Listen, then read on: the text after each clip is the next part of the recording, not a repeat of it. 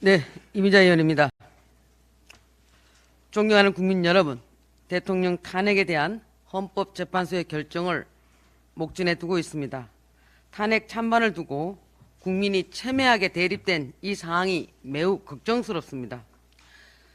형사 피고인 이재명 대표가 입만 열면 먹사니즘, 잘사니즘, 기업 성장을 말씀하셨는데 이 대표가 말하는 중도 보수 정책은 결국 윤석열 정부의 국정과제와도 같습니다.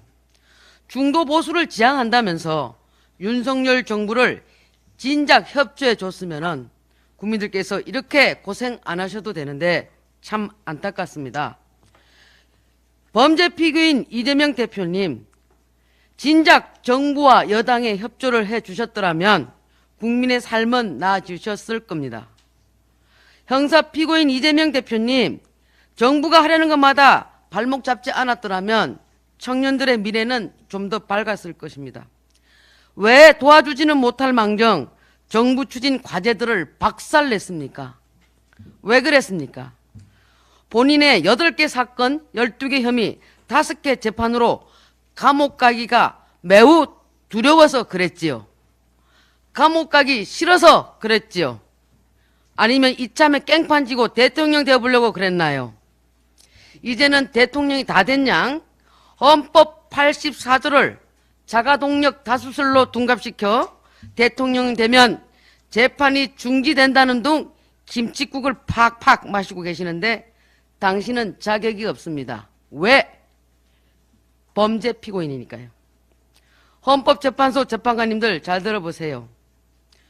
이 대표와 민주당은 오히려 첫째, 29번의 탄핵, 23번의 특검, 38개의 일방적인 법률안 의결로 정부와 여당의 정책 추진을 무산시키려 했습니다.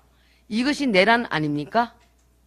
둘째, 국회와 행정부 전반에 대한 부당한 예산 삭감으로 검, 경찰의 중요 수사 활동을 마비시키고 치안 공백을 초래했습니다. 이것이 내란 아닙니까?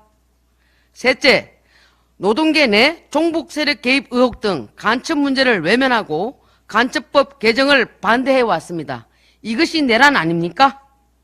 넷째, 국회의 독재적 권한 행사로 정치를 실종시켰습니다. 이것이 내란 아닙니까? 다섯째, 친북, 친중 경향에 따른 안보 이역과 한미동맹 훼손을 자행해 왔습니다. 이것이 내란 아닙니까? 헌법재판소 재판관님들 무엇이 중요한디요? 탄핵 재판에 대한 절차적 흠결에 대한 목소리가 터져나오고 있습니다. 답은 각하입니다. 이상입니다. 예, 최영두입니다. 민주주의는